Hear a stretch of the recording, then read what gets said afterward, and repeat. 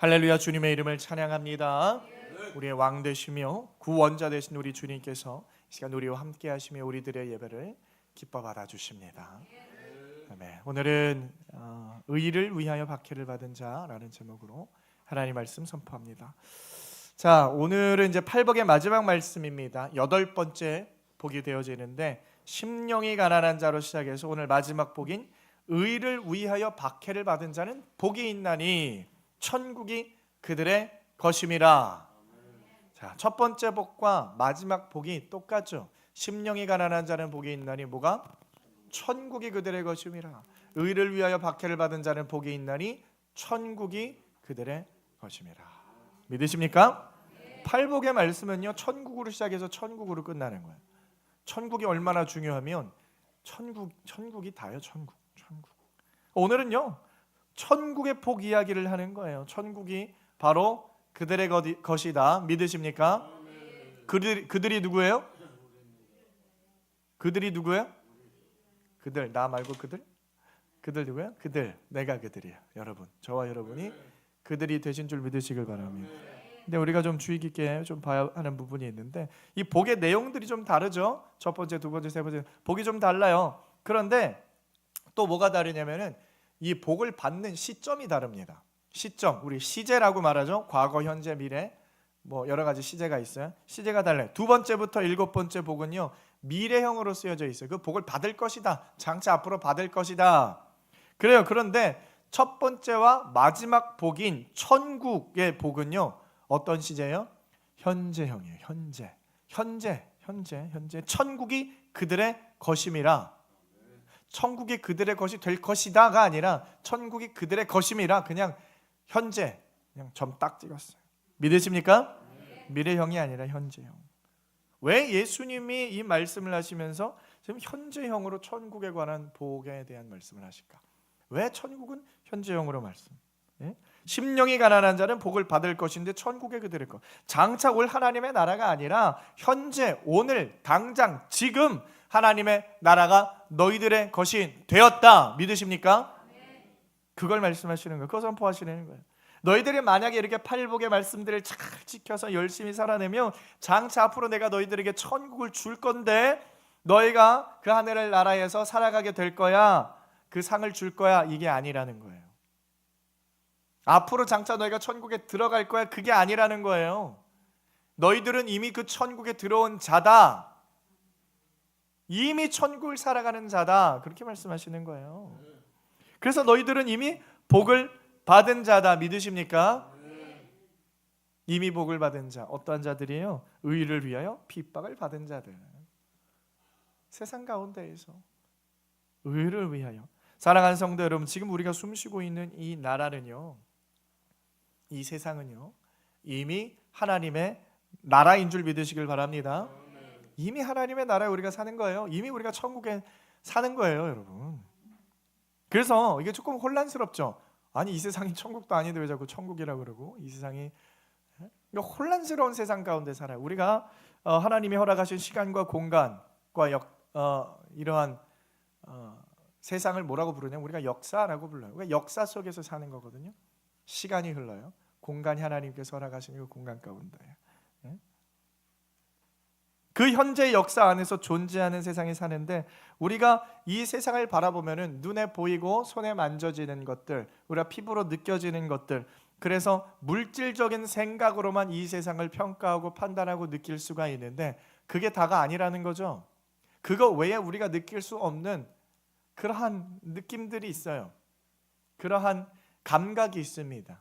영적인 감각이 있어요. 그래서 영적인 눈으로 여러분 이 세상을 바라보면요, 이 세상을 어떻게 표현할 수 있냐면 이 세상은 영적으로 바라보면 지옥이다. 그렇게 말할 수 있어요. 여러분, 이 세상은요, 지옥이에요. 다른 말로 이 세상은 지옥입니다. 지옥. 제가 여러분 하나님의 나라를 이야기할 때 항상 어떤 장소적인 개념으로 생각해서 뭐 우리가 죽으면 천국에 간다, 저 하늘에 천국에 간다, 그 천국에 간다, 그 장소, 어떤 장소로만 이게 일축하면 안 된다라고 말씀을 드렸죠.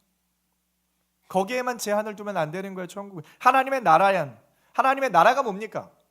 뭐가 하나님의 나라예요? 하나님의 나라의 정의는요, 저 하늘 어딘가에 있는 그 초자연적인 세상만 아니라 하나님이 통치하시고 하나님의 백성이 있는 곳, 하나님이 다스리는 그 공간은요, 어디가 되든지 하나님의 나라가 되는 거라고 귀에 못이 박히도록 말씀을 드렸어요.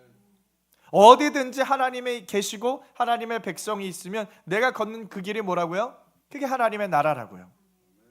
그렇기 때문에 우리가 이 세상을 살아가면서 하나님의 통치가 있는 이 땅에서 살고 하나님의 백성들이 있기 때문에 이 땅이 하나님의 나라가 되어진다.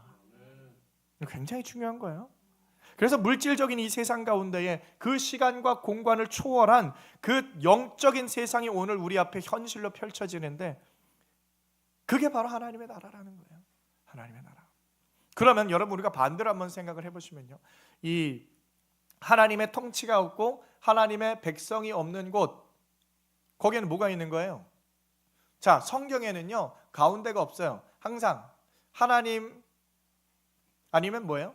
하나님이 없으면 마귀. 둘 중에 하나예요. 둘 중에 하나예요. 거룩함 아니면 죄악. 둘 중 하나입니다. 중간이 없어요. 하나님도 안 믿고 마귀도 안 믿어, 이런 건 없어요. 하나님을 안 믿으면 그건 마귀의 자녀, 마귀의 자녀가 아니면 하나님의 자녀, 둘밖에 없습니다.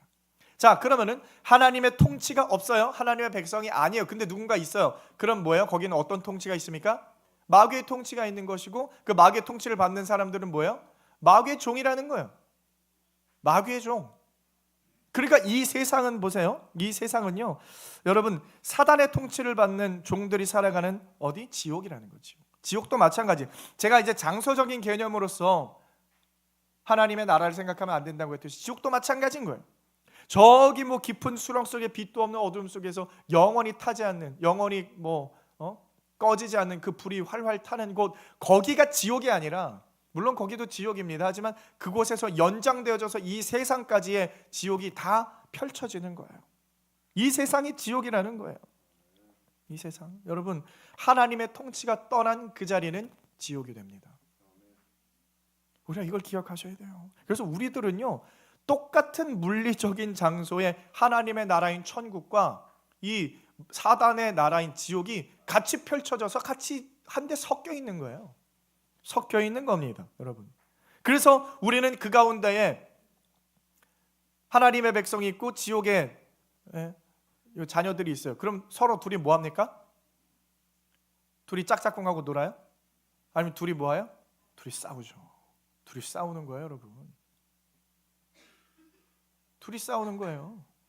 어디 도망칠 데가 없어요. 거기 안에 그냥 있는 거예요. 우리가 뭐 어딜 도망갈 데가 없습니다. 이 세상에는요, 지옥의 통치가, 이 사단의 다스림이 있고요, 하나님의 통치가 같이 있는 거예요. 그래서 영적인 전투를 날마다 해야 하는 최전방. 여러분 전쟁을 하면요, 전쟁을 하면은 이제 가운데 땅이 있고 끄트머리가 최전방이잖아요. 여기 이 세상이 그런 거예요. 하나님의 나라는 저 멀리 있을지 몰라도요, 그게 어디까지 확장이 되는 거야? 이 세상이 뭐예요? 끄트머리예요. 최전방이라는 건 최전방. 전쟁은 어디서 벌어져요? 최전방에서 일어나는 거예요. 최전방에서. 그래서 여러분 한번 생각을 해보세요. 여러분 가정을 한번 생각을 해보시기 바랍니다. 가정, 여러분 가정 가운데 모든 가족 구성원이 하나님의 말씀이 중심이 되어서 하나님의 통치가 있고 하나님의 다스림이 충만할 때에 그렇게 따뜻하고 평안하고 행복이 넘치고 정말 이 기쁨과 소망이 말로 닿을 수 없는 그런 아름다운 모습, 마치 그 천국의 모습이 그 가운데 그림자처럼 비추어지는 거거든요. 하나님 말씀이 중심이 되는.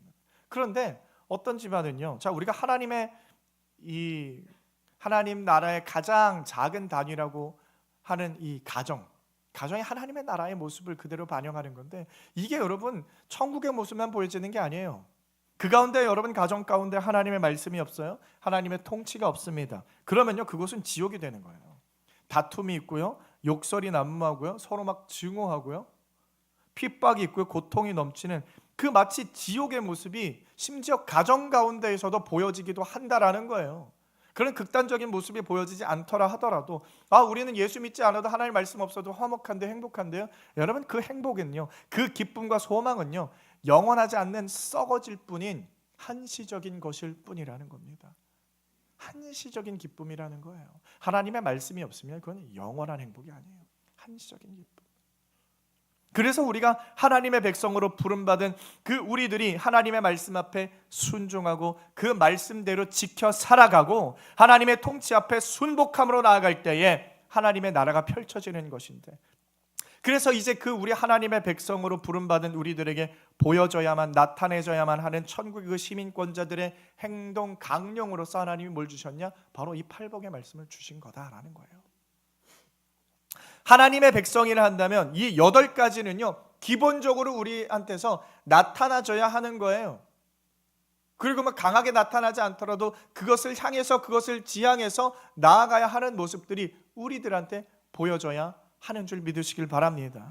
그래서 여러분, 이 심령에 가난한 자, 심령에 가난한 자, 이 상태의 기본 전제 조건이 뭡니까? 누구에게 심령에 가난한 자가 드러나는 거예요? 하나님의 말씀 앞에 섰을 때, 하나님의 영광 앞에 섰을 때 그 상태가 기본 전제라는 거예요. 하나님의 백성은 하나님의 말씀 앞에 서는 거예요. 하나님의 영광 앞에 서야 하는 거예요.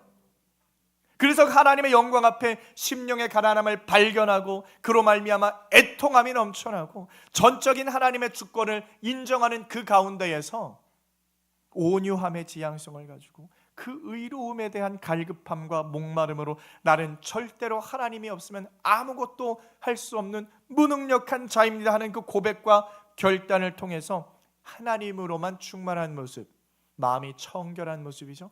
충만한 모습. 그래서 그 가운데 예수 그리스도를 통해서 하나님과의 모든 관계가 회복되어지고 화평함을 누리고 진정한 평강한 자들로서 이 지옥 같은 세상에서 그 하나님의 나라와 그 의를 구함으로 말미암아 세상에게 핍박을 받고 욕을 얻어먹고 조롱을 받고 죽임까지 당하는 그 십자가의 모습, 그 십자가의 길로 떠밀려져 가는 인생이 최고로 복받은 인생이라는 것을 오늘 성경이 우리에게 말해주는 거예요. 그래서 바로 이 십자가의 길로 나아가는 인생, 결국에 팔복이 말하는 것은요 십자가예요. 십자가의 인생, 너희가 십자가의 인생을 가는 자들이 복되다, 그게 복되다 해요. 그게 팔복의 결말이고 요약이고 모든 거예요. 왜 그렇게 애통해야 되고, 의를 위하여서 목말라야 되고, 의를 위하여서 고통을 받아야 되고, 핍박, 이게 다 뭐예요? 다 십자가를 이야기하는 거예요. 어떤 분들은 그렇게 생각할 수 있어요. 아니 무슨 뭐 천국을 우리한테 준다고 해놓고서, 하나님의 나라의 백성으로 부르셔서 천국으로 살아간다고 해놓고서는, 아니 천국은 내가 알기로 고난도 없고 고통도 없고 눈물도 없고 기쁨과 희락만 넘쳐나는 그러한 그냥 화목하고 행복한 곳이 천국이어야 되는데 어떻게 이 세상에서 살아가는 모습을 어떻게 천국이라고 말할 수가 있습니까? 납득이 안 되는 분들이 있을 거예요. 대체 왜 그리스도인이 된다는 것이 고난의 길을 걸어가야 하는 것인가?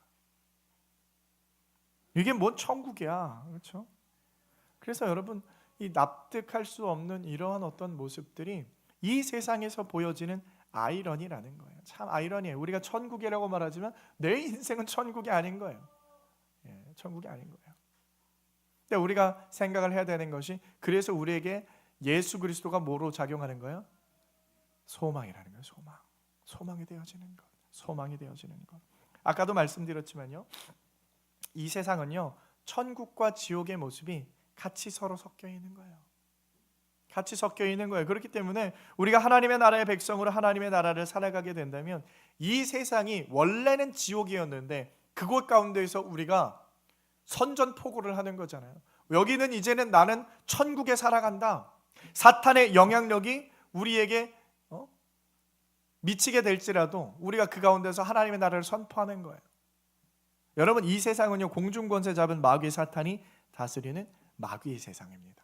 마귀의 세상이에요. 그 영향력은요 어디든지 침범할 수 있어요. 우리가 이곳에 모여서 하나님 앞에 예배드리는데 이곳 가운데 마귀가 여러분 침투할 수 있습니까? 없습니까? 있어요? 없어요? 있어요. 지금도 여기 마귀가 같이 함께 하나님 앞에 예배를 드리고 있는 거예요. 그러면서 뭐 하는 거예요? 누구를 괴롭힐까? 누구를 공격할까? 누구를 좀 졸립게 할까? 귀를 막 막아가지고 저 오광재 목사 저 무슨 말 하는지 하나도 못 알아듣겠다고 귀를 탁 막아버리는 거예요. 이거 누가 하는 거예요? 마귀가 하는 거예요. 이곳 가운데 있어요, 여러분. 우리의 예배 가운데 마귀가 침투해가지고 우리를 방해하는 거예요. 여러분, 마귀를 찾으려면 어디서 찾으라 그래요? 강대상 밑에서 찾으라 그래요. 강대상 밑에. 여기 제일 이 마귀의 공격이 극심한 곳이니까 마귀를 밟으면서 그냥 설교를 해야 되는 거예요, 여러분. 여러분 부르는 찬양 가운데 여러분, 음악 가운데 여러분 얼마나 깊숙하게 침투했는지 아십니까? 분별할 줄 알아야 돼요. 그래서 찬양이라고 아무 노래나 다 갖다 부르면 안 되는 거예요. 그래서 분별해야 되는 겁니다. 여러분, 거짓 선지자가 무슨 말이? 거짓 선지자예요. 선지자. 하나님의 말씀을 선포하는 사람들이요. 근데 거짓이라는 말이 붙었어요. 왜 그런 거예요? 마귀의 속삭임에 넘어갔기 때문에 그게 거짓 선지자라는 겁니다. 예수님은 우리에게 항상 깨어 있어라. 너희를 분별해야 된다. 왜 그런 말씀을 하시는가요? 이곳이 어떤 곳이니까 우리가 살아가는 현실이 전쟁터이기 때문에 너희들 깨어 있어라라고 말씀하는 거예요. 그런 치열한 공방이 여러분 계속해서 펼쳐지는데 그냥 잠잠하신 분들 있죠. 그건 뭐예요? 나는 함락되었구나. 나는 그냥 넘어졌구나. 그냥 그렇게 생각해야 돼요. 내 안에 왜 치열함이 없지? 치열함이 왜 없어요? 무기를 다 빼앗기고 그냥 넘어져가지고 그냥 포로로 잡혀갔으니까 잠잠한 거예요, 여러분. 우리가요 하나님의 나라를 이 땅 가운데서 선포하고 하나님의 나라의 행동 양식으로서 살아가는 자들은요, 이 미움받는 게 당연한 거예요. 고통받는 게 당연한 거예요. 전쟁하면은 총 쏘면 맞으면 아프고 이제 그런 거잖아요. 막 다리 하나 잘려 나가고 팔도 잘려 나가고 그런 일들을 우리 삶에서 여러분 그냥 일상생활로 벌어져야 되는 거예요. 핍박을 이상하게 여기지 말라는 겁니다. 아니, 내가 예수를 믿는데 왜 핍박이 생기지? 내가 예수를 믿는데 왜 더 힘들지? 왜 내가 예수를 믿는데 더 고통스럽지?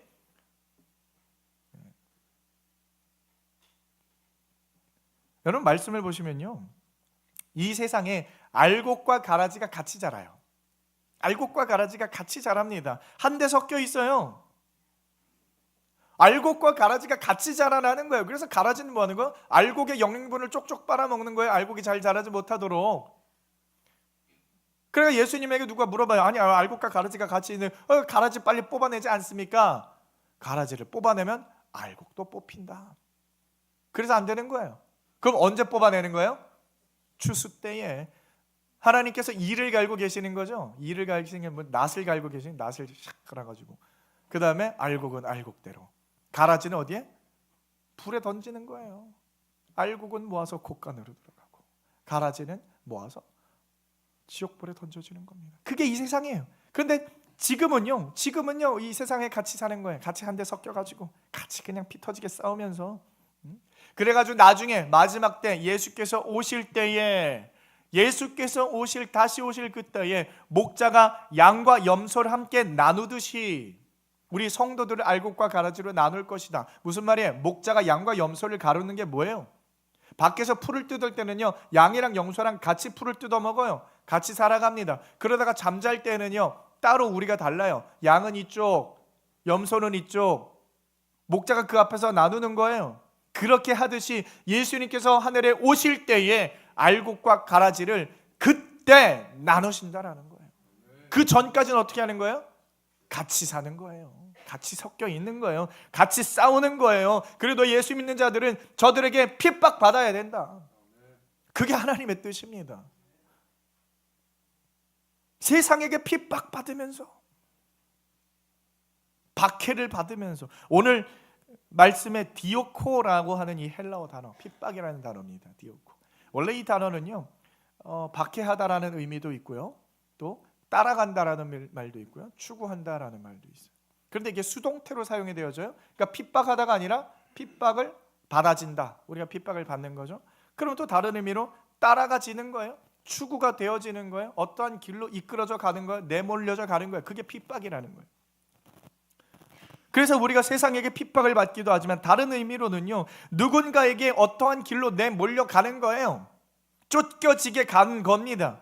의를 위하여, 그러니까 우리가 핍박을 받기도 하지만 의를 위하여 어떠한 십자가의 길로, 말한다면 그 십자가의 길로 떠밀려져 가는 거예요. 쫓겨나는 거예요. 그 팔복의 모습들이, 십자가의 인생이 우리들의 삶 가운데에서 그냥 드러나게끔 억지로 인도되어져 가는 자들은 복이 있다. 믿으십니까? 이렇게 해석이 되어지는 거예요. 결국에 드러나는 건 뭐예요? 우리가 그렇게 괴롭힘 당하고 핍박을 당하면서 그 팔복의 모습들을 그냥 고수하게 만들어버리는 상황을 우리 하나님께서 억지로 우리 인생 가운데에 펼쳐내 가시는 겁니다. 그래서 예수를 믿는 사람들은요, 고난이 없으면 안 돼요. 핍박이 없으면 안 됩니다. 고난이 다 있게 돼 있어요. 여러분, 심령의 가난한 자의 모습으로 이끌려져 가는 거예요. 예수를 믿는 자들은요, 그 가운데서 나의 죄를 발견하고 애통하는 모습으로 언젠가는 하나님께서 이끌고 가신다라는 거예요. 그래서 예수를 믿는 인생은요, 여러분, 자동적으로 이 가시밭 길을 갖는 것과 마찬가지예요. 그런데 그 길이요, 우리는 두렵지가 않아요. 두렵지가 않습니다. 문제는 두렵지가 않아요. 아무리 그렇게 험하고 어려운 길이라 할지라도요, 우리는 두렵지 않은 줄 믿으시길 바랍니다. 왜 그래요? 하나님께서 우리에게 성령을 주셔서 우리에게 이겨낼 힘을 주시고 지혜를 주시고 능력 허락하시기 때문에 그 길을 우리가 넉넉히 이기는이라 그러잖아요. 모든 건 넉넉하게 감당할 수 있는 겁니다. 그래서 우리가 뭐 십자가의 길 걷는다 하더라도요, 여러분 두려워할 필요 없어요. 도망가실 필요 없습니다. 그 길 맞닥뜨리시면요, 다 이겨낼 수 있는 하나님의 은혜 주시는 거예요. 그래서 그 길을 걷는 사람들을 보면 세상이 바라볼 때 얼마나 바보 같은지 몰라요. 얼마나 어리석은지 몰라요. 우리를 조롱합니다. 바보 같은 자들아, 어리석은 자들아, 뭐 하려고 예수를 믿냐? 비아냥대고 조롱하지만 여러분, 우리가 예수를 믿고 십자가에 걸어가는 그 길이 바로 우리에게는 하나님의 능력이 되는 줄 믿으시길 바랍니다. 그게 성경의 말씀이에요. 고린도전서 1장 18절에 분명히 기록하고 있잖아요. 그러면 성도 여러분, 요즘 시대적으로 우리 그리스도인들을 가장 괴롭히는 요인이 무엇입니까? 뭐가 우리 기독교를, 우리 교회를 가장 괴롭힙니까? 우리가 사실 어느 시점에서는 예수 믿는 자들을 사실 모르겠어요. 한국 사회에서는 꽤 괜찮게 여겨줄 때가 있었어요. 어느 순간에는. 그렇죠? 예수 믿는다 그러면 저 사람은 믿을 만한 사람이야, 저 사람은 괜찮은 사람, 이렇게 평가해 줄 때가 있는데, 지금은요, 요즘 어디 나가가지고 저 교회 다닙니다, 저 교회에서 뭐 열심히 하는 사람, 그러면 여러분 떳떳하고 당당하게 말하실 수 있는 분 계세요? 그럼 세상 사람들이 어떻게 봐요? 앞에서는 좀 뭐 그래야 해도 뒤에서는 저거 교회 나가는 거 저 예수쟁이네, 저거 막 욕한단 말이에요. 요즘 욕 먹죠? 지난주에도 욕 많이 먹었죠, 여러분. 욕 먹은 자가 복이 있다, 믿으십니까? 욕 먹는 게 복이 있는 거예요. 우리 기독교를 가장 괴롭히는 게 뭐냐면 휴머니즘이라는 거예요. 휴머니즘이 뭐예요? 인간의 가능성을 믿는 거예요. 인간의 가능성, 인간이 조금만 노력하면, 인간이 조금 더 수양하면, 더 훈련을 하고 지식을 쌓고 하면 우리는 선해질 수도 있다, 우리는 착한 세상을 만들 수도 있다, 우리는 어떤 이상적인 이 사회를 이룩할 수도 있다, 우리 인간에게는 내재된 힘이 있다, 그걸 사용해서 우리가 거룩해질 수도 있다. 그게 휴머니즘, 인간의 가능성을 믿는 거. 그래서 이런 사상에 기본적으로 깔려가는 게 뭐냐면 무신론과 유물론입니다. 무신론은 뭐예요? 신이 없다라는 거예요. 하나님은 필요 없다라는 거예요. 유물론은 뭐예요? 우리는 눈에 보여지는 거, 물질 세계만 인정한다, 영적인 세상은 우리는 인정하지 않아, 바보 같은 거야. 그게 휴머니즘의 기본 사상이에요. 그래서 휴머니즘에는 신이 필요 없어요. 신은 죽었다라고 말하잖아요. 신은 죽었다. 인간의 모든 노력으로는 다 깨달을 수 있고 만들어낼 수도 있고 아직 다 이룩하지 못했을 뿐이지, 우리에게 시간만 충분하면 우리는 훨씬 더 좋은 세상으로 만들어 나갈 수 있다. 이게 세상에서 나오는 세상의 생각들입니다. 그래서 신의 필요성을 부정하고요, 신의 그 존재성을 정면으로 반박하는 사상이 바로 이 휴머니즘이에요. 근데 이 휴머니즘은 어디서 나온 거냐면 맘모니즘 선상에서 나온 거예요. 맘모니즘에서 같이 나온 거예요. 사상이 똑같아요. 세상이 생각이 비슷합니다. 여러분, 맘몬신이라는 게 뭐라 그랬어요? 맘몬. 예? 이거는 재물을 말하는 건데, 재물신. 근데 단순히 돈만 말하는 게 아니라 하나님을 대체할 수 있는 모든 것. 너희가 하나님과 맘몬신을 겸하여 섬길 수 없다라는 말은 뭐예요? 하나님 대신에 맘몬을 섬긴다라는 거잖아요. 하나님 대신에 재물을 섬기고, 하나님 대신에 능력을 섬기고, 하나님 대신에 인간의 어떠한 인간성을 섬기는 것, 그게 맘모니즘이에요. 그래서 하나님 없이도 스스로의 존재로서 살아보겠다고 하면서 만들어내는 모든 종류의 시도와 결과물이 바로 이 만몬이다. 그런데 그 핵심은 어디에 있어요? 그 방향성은 어디에 있습니까? 나에게 있는 거예요. 나에게 초점이 되어 있는 거예요. 나를 위해서 이렇게 하고 나를 위해서 다 나예요. 나의 영광과 나의 만족감이 그 출발이고 목표입니다. 그게 휴머니즘이고 그게 만모니즘이에요. 다 똑같아요. 거기는 항상 사람에게 있어요. 항상 나에게 있어요. 그런데 이 사상은, 이 생각은 누구의 통치 아래에 있습니까? 사단의 통치 아래에 있는 거예요. 철저한 마귀의 통치 아래에서 우리들에게 그 사상이 주입되어지는 거예요. 틈만 있으면 그 사상을 집어넣는 거예요. 사회를 통해서, 미디어를 통해서, 어떤 교육을 통해서 계속 우리에게 생각을 집어넣는 거예요. 네가 제일 소중해. 네가 주인이야. 네 인생은 네가 왕이야.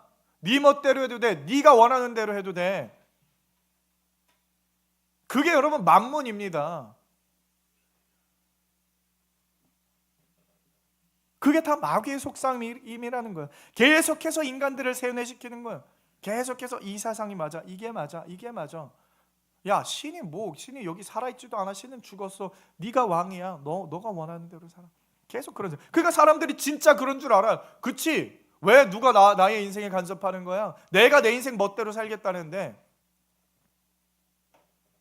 그래서 여러분 그 만몬의 궁극적인 정점의 모습이 바로 뭐였어요? 최근에 일어났던 일을 보세요.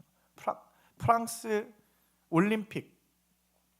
그 모습이 여러분 그 만몬의 정점을 아주 그냥 끄트머리야. 모든 것을 내 스스로 판단하고 내가 결정하는 것, 그게 옳은 거야. 그게 옳은 거야. 그 모습의 극치.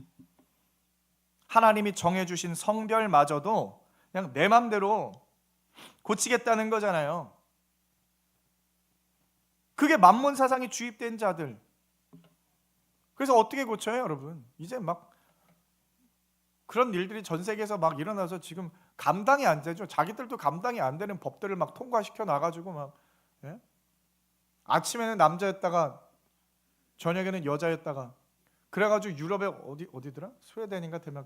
어떤 북유럽에는 1년에 자기 성별을 고치는 그 횟수 제한이 있어요. 예를 들어 10번 이상은 고치지 말아라. 올해는 내가 1월에는 남자였고 2월에는 여자였고 3월에는 뭐 이제는 이제 뭐까지 나오냐? 너는 성이 뭐야? 난 책상이야. 책상이 성이래. 책상이. 그렇게 멋대로 마음대로 고치지 마라. 그 횟수 제한까지 줬어요. 모든 거 네 멋대로 하는데 왜요? 하도 많이 고치니까 그런 세상이 여러분 펼쳐지는 거예요. 그게 뭐예요? 네 멋대로 해. 그게 만모니즘입니다, 여러분. 만몬 사상이에요. 그런 교육을 누가 하고 있어요? 대한민국에서 하고 있죠. 대한민국에서 하고 있습니다. 여러분 아셔야 돼요. 대한민국 여러분들의 자녀들은요 그런 교육을 받으며 자라나요. 그런 교육을 받으며 나타난 무리가 누구예요? 그게 MZ세대예요. 그게 결과물입니다, 여러분. 계속해서 인간을 세뇌. 우리는 그런 자들 뭐라고 불러요? 부자라고 불러요. 부자. 이 부자들이 근데 여러분 얼마나 정의로운지 몰라요. 굉장히 정의롭습니다. 인간의 사실 어떠한 생각으로 보면요 사실 굉장히 훌륭한 사람들이에요. 나는 이렇게 법도 잘 지키고 남에게 피해도 주지 않고 그냥 나는 선하게 살아, 나는 착하게 살아. 얼마나 떳떳한지 몰라요, 여러분. 인터넷에 달리는 댓글들을 보세요. 어떤 사람이 예를 들어 어떤 범죄를 저질렀다. 막 어떤 사람이 뭐 폭로, 막 뭐 유명한 사람이 뭐 누구 돈을 뭐 횡령했다. 막 그러면 댓글이 막 그냥 어마어마하게 달리죠. 막 이런 악독한 사람 어쩌고 저쩌고 막 그 말은 뭐예요? 자기는 괜찮다라는 거거든요. 나는 선하다라는 거고, 나는 떳떳하. 나는 누구한테 적어도 피해는 주지 않아. 나는 누구한테 누구 돈 빌려가서 뭐 헤쳐먹지는 않아. 나는 이렇게 잘 사는데 너희는 어떻게? 이게 세상 사람들이 여러분 아주 그냥 기독교인들 맨날 욕하는 게 뭐예요? 맨날 이놈들은 뭐 잘하는 것도 없으면서 와가지고 어쩌고 욕하면서 나는 적어도 그렇게 안 살겠다. 내가 너였으면 나는 이렇게 안 살겠다. 맨날 이거예요. 자기가 다 판단해요. 자기가 하나님이야. 자기가 신이야. 그리고 정말 그렇게 살아요. 그 사람들의 이 생활이요. 정말 경건하게 사는 사람들이 있습니다. 근데 문제는 뭐예요? 자기는 그렇게 떳떳하게 산다고 그렇지 않은 사람을 막 그냥 비하하는 거죠. 그래서 이 부자들이 누구를 공격하기 시작하냐면은 그렇지 않은 사람들, 가난한 자들, 누구예요? 자기와 생각이 다르고 자기와 행동이 다른 자들, 우리들, 심령이 가난한 자들. 그 허울 좋은 인본주의라는 사상을 그냥 앞장세워서 그 뒤에서 교회를 공격하는 거예요. 교회를 괴롭히는 거예요. 우리 교회는 뭐라고 말해요? 인간에 대해서, 인간의 가능성을 부정합니다. 인간은 안 돼. 결국에는 안 돼. 결국에는 아니야. 결국엔 인간은 죄인일 뿐이야. 아무리 노력해도 안 돼.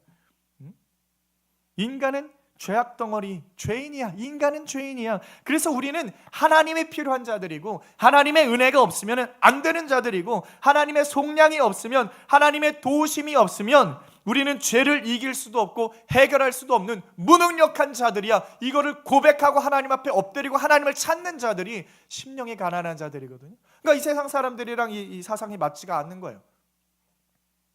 세상 사람들 하나님이 필요 없어야 되는데, 내가 왕이 되어야 되는데, 그래서 우리들은요 자꾸 우리를 구원하신 우리 주님, 이제는 우리에게 생명 주신 그 하나님만을 나의 왕으로 모십니다. 내가 아니라 하나님의 나의 왕입니다. 하나님을 위하여 살아갈 것이고, 하나님의 나라를 위해서 헌신을 다짐할 것이고, 하나님의 영광과 만족이 나의 인생의 출발이고 목표가 되는 자, 그게 바로 교회라는 거예요. 그게 심령이 가난한 자들이라는 겁니다. 근데 세상 사람들이 바라봤을 때 얼마나 바보 같은 거예요. 지 스스로 종이 되네. 미련한 자들. 그래서 우리들은요, 우리 그리스도인들은요, 세상의 윤리를 따라 살아가는 자들이 아니에요. 세상에서 윤리 가운데로 계속해서 뭐가 발전해요? 인권이 강조됩니다. 저렇게 핍박받는 사람들, 저렇게 힘들게 살아가는 사람들 우리가 좀 자유롭게 해주자. 동성애자들 그들 원하는 대로 살게 해주자. 이거 윤리 아닙니까? 그들 자유롭게 해주자.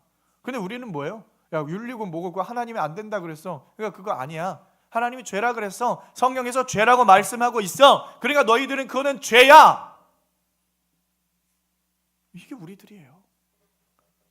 세상은 뭐라 그래요? 너희들 편협한 자들, 사랑이 없는 자들. 여러분, 우리들은요 하나님의 말씀에 순종해서 살아가는 자들인 줄 믿으시길 바랍니다. 세상의 윤리에 현혹될 필요 없어요. 여러분, 세상을 보세요. 계속해서 떠오르는 이 세상의 쟁점이 뭡니까? 최근이라고 말하기도 좀 그래요. 이제 계속해서 좀 올라오기 때문에 인권이라고 하는, 인권 중요하죠. 인간의 권리라는 것, 아주 그냥 좋은 허울 뒤에 숨어서 교회를 그렇게 미워하고 핍박하는 거예요. 여러분, 인권이 계속해서 강조되면은 뭐가 추락해요? 신권이 추락하는 거예요. 하나님이 없어지는 거예요. 인권이 계속 발전하면요, 하나님은 없어져요. 여러분, 우리가 지난주에 무슨 일이 있었어요? 지난주에 10월 27일에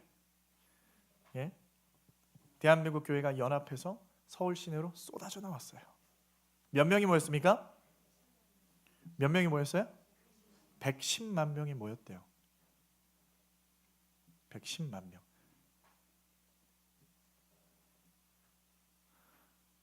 여러분, 가셨습니까? 가신 분들 계세요? 못 가신 분들도 있을 거고, 유튜브로도 다 이렇게 방영이 되고 해서 보고 듣고 가서 느끼고 했는데, 여러분, 굉장한 일이었죠. 110만 명, 100만 명이 넘는 크리스찬들이 한 곳에 밀집해서 모이는 일이, 여러분, 대한민국 역사상 이 대한민국 세워지고 두 번째인가이지 않아요? 예전에 이제 74년인가요? 빌리그람 목사님 오셨을 때, 그때 모인 인구가 400만 명이래요. 엄청난, 대단한, 그거는 정말 기적적인 일이고, 그 다음에 이게 수십 년 만에 100만 명 이상의 교회가 모인 일이 처음이에요. 그 이후로. 그만큼 큰 이슈였다라는 겁니다. 큰 이슈. 그런데 세상의 언론사들이 이제 뭐라고 말했을까요? 자, 우리는요 왜 거기로 나왔습니까? 서울 시내 한복판에서 하나님을 찬양하고 회개 기도를 부르짖고 하나님께 영광 돌리는 굉장히 그런 소중한 시간들. 근데 그 목적이 어디에 있어요? 이 나라에 절대로 통과가 되어지면 안 되는 그 악법의 철폐를 요구하고 그 경각심을 사람들에게 알리기 위해서 굉장히 좀 우리가 용기를 낸 거예요. 여태까지 그러지 못했거든요, 교회가.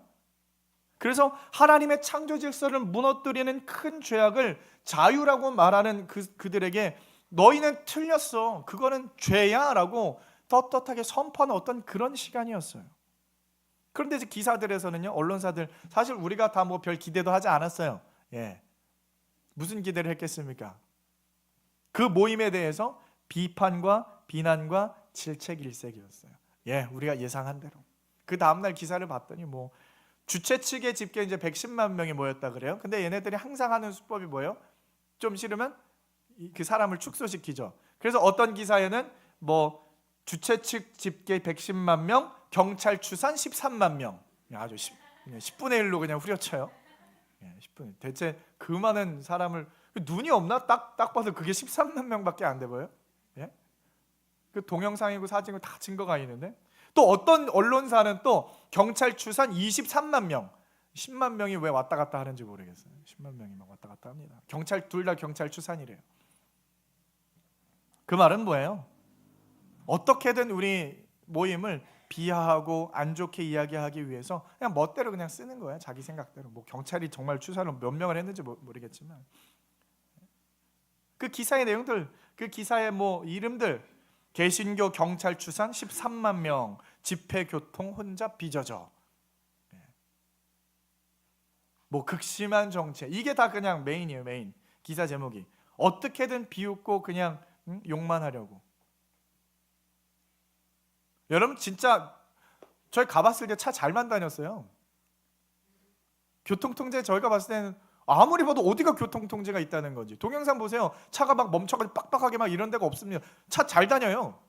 극심한 교통체증은 서울 시내 그 정도는 기본 아닌가요? 항상 평상시랑 비슷했던 것 같아요. 근데 뭐요? 그냥 어떻게든 우리를 그냥 까내리려고. 너무 의도가 뻔한 거죠. 우리가 왜 모였는지, 무슨 이유 때문에 저 사람들이 쏟아져 나왔는지는 관심이 없어요. 그런 기사를 다루지도 않습니다. 일부러. 그리고서는 조금 이제 뭐 기독교에 항상 좀 이렇게 안 좋게 말하는 그런 이제 때를 보면은 뭐 진정한 회개는 없었다.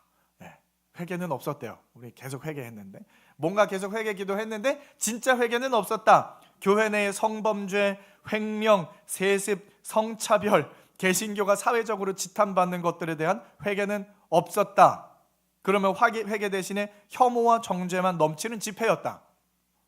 이게 세상이 말하는, 세상의 기자들이 말하는 여러분 내용들이에요. 아니 뭐 교회 내 성범죄, 횡령, 세습, 성차별, 뭐 이게 뭐 교회들마다 여러분 막 가지고 있는 뭐 덮어버리는 문제입니까? 이런 교회들 여러분 손가락에 셉니다. 그렇게 많지도 않아요. 이게 우리가 떠안고 있는 메인 핵심적인 그런 죄들이 아니라고요. 근데 그거 죄 회개 안 했다고? 회개가 없었대요. 회개가 없었대요. 우리가 그거 회개하려고 모인 거 아니에요. 그냥 아주 기자가 하나님이에요. 자기가 하나님이야. 너희들 이거 회개해야 돼. 아주 그 조목조목 써가지고, 근데 이거 회개 안 했어? 이 나쁜 놈들. 왜 동성애자들, 왜 또 혐오만 해? 혐오자들. 그게 세상이 우리들을 바라보는 여러분 객관적인 평가입니다. 왜 이런 일이 벌어져요? 왜 자기가 하나님이 돼요? 왜 자기가 신이 돼서 자기가 교회를 비판을? 이거는 선악과의 결과입니다. 선악과가 뭐 하는 거예요? 선과 악을 구별할 수 있는 눈을 가지고 되는 거예요.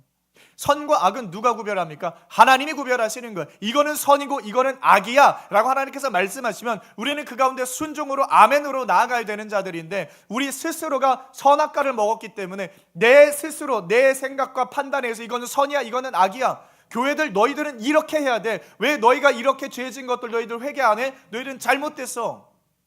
아주 기자가 하나님이 돼요. 그게 선악과 따먹은 죄인이기 때문에 그런 겁니다. 근데 예수님은요 그걸 이상하게 여기지 말라 그러는 거예요. 그냥 당연하다. 말씀을 한번 보실까요? 우리 요한복음 말씀에 뭐라고 말씀하십니까? 요한복음 15장 18절로 20절 말씀 우리 한번 다 같이 읽어보도록 합니다. 시작. 세상이 너희를 미워하면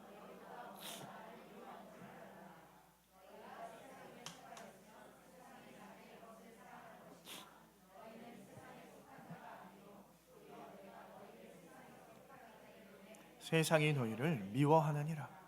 내가 너희에게 종이 주인보다 더 크지 못하다 한 말을 기억하라.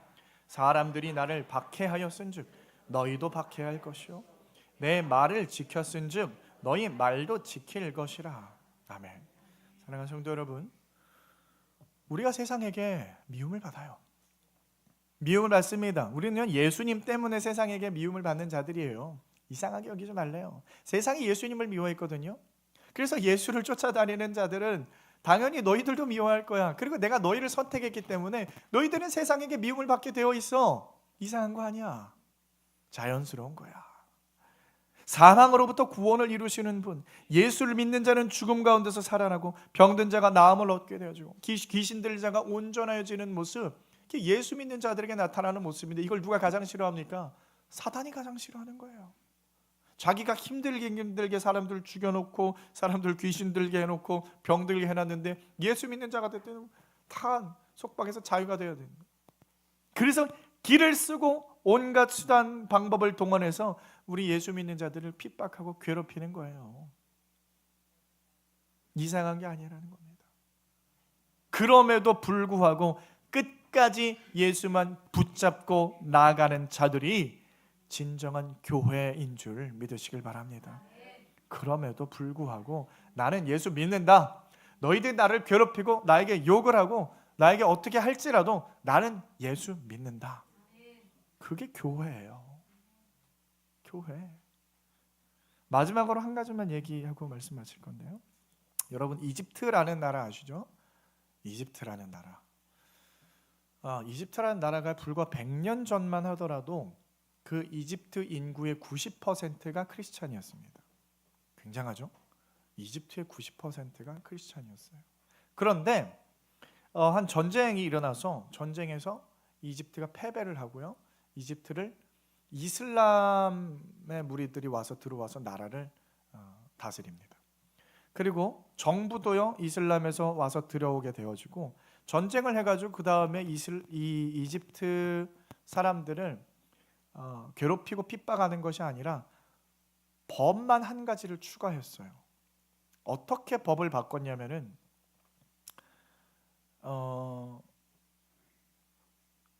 기독교인에서 크리스찬에서 이슬람으로 넘어오는 자들, 개종하는 사람들에게는 앞으로 세금을 면제해 주겠다라는 법 조항이 딱 들어간 거예요. 그리고 나서 70년 뒤에 90%였던 크리스찬이 10% 미만으로 떨어지게 되는 거예요.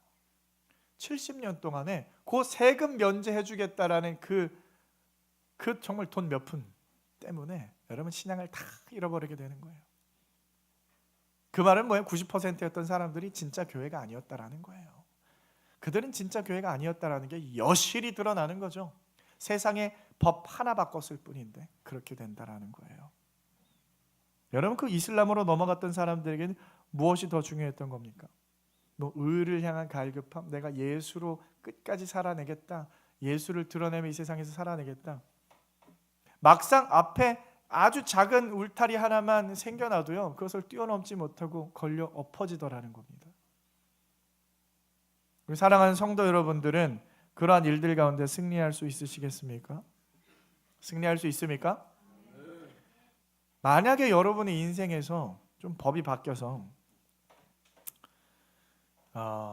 예를 들어서 직장인들에게 주말 근무를 나와서 한다, 일요일 날 나와서 하루 종일 풀타임 근무를 하는 사람들에게 승진의 기회를 주겠다 하면은 어떻게 될까요?